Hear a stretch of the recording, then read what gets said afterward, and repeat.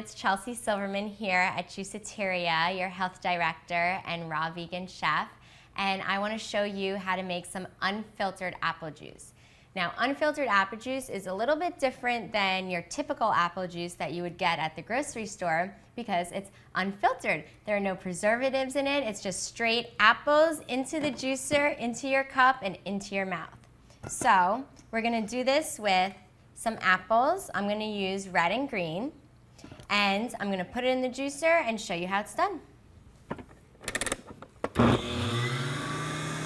Now I'm using both red and green to add a medley of flavors because the green is nice and tart and the red adds some nice sweetness. So this is going to be super good. And when you do it at home, you'll know for yourselves. Now with apples, before juicing them, you want to take out the seeds. The seeds are very toxic. And even though the seeds usually come out at the back of the juicer, you don't want to take any chances to put some toxicity into your body.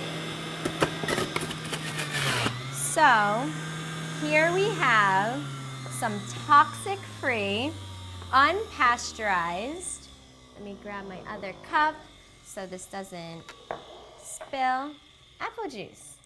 And there you have it, fresh apple juice straight from my juicer into my mouth, which could be yours